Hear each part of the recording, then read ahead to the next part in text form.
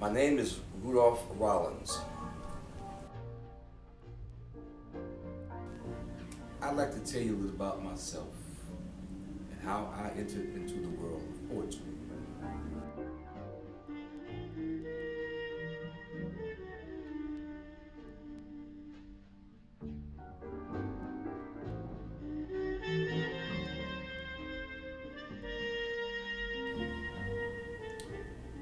During my earlier years of singing, I never remembered reading much poetry.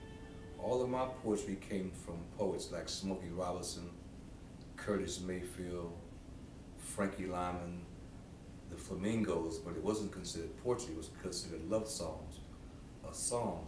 I never read much Langston Hughes, enough to recite anything, but I learned to express myself from a platform of life, from experiences, from later on working in a barbershop where some of the greatest themes of poetry is written because it's such an open forum for people to express themselves.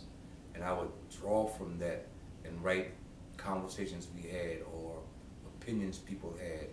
And for the most part, I must say, most of my poetry is divinely written because I'm inspired by God, not by something I would sit up and formulate some words and make a poem. It was an experience, it was something that needed to be said because I wanted to be like most poets, be a voice of reasoning, a voice of difference.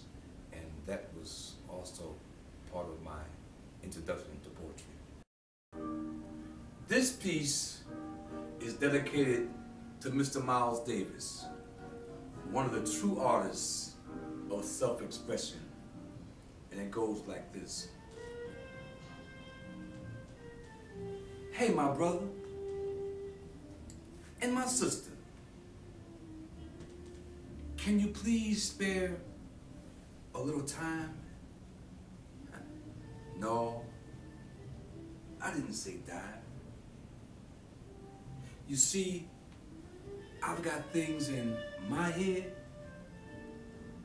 I've got some things that need to be shared between you and me.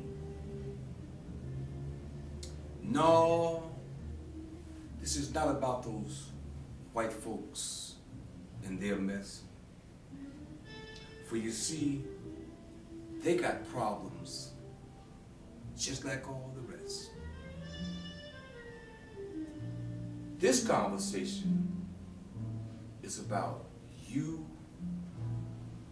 and me.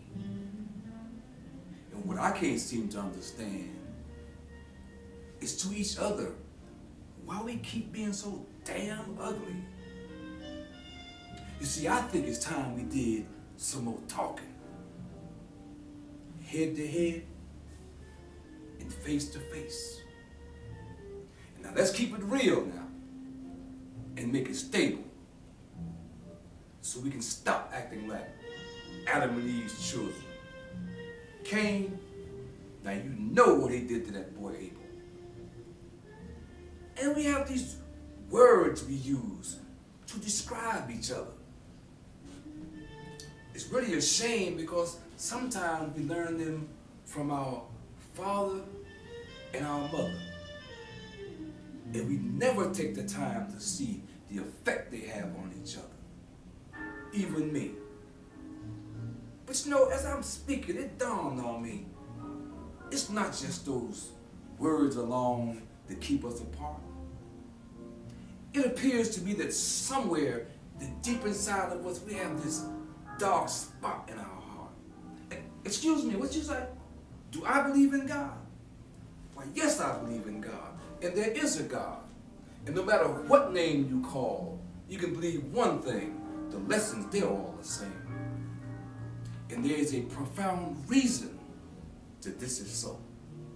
Because you see, only through those lessons can we learn to let those dark spots go.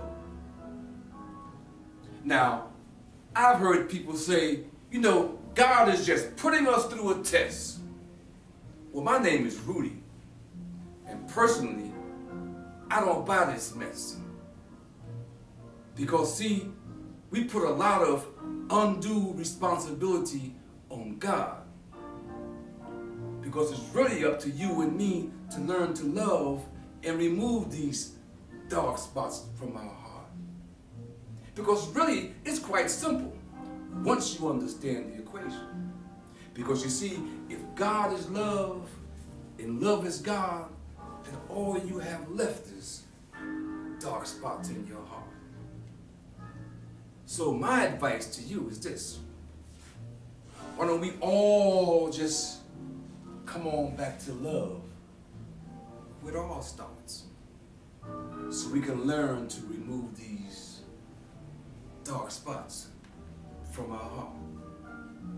Now, it's been nice talking to you. I really enjoyed this. And I hope someplace in time we can do this again. So I'm going to check out and let my man Miles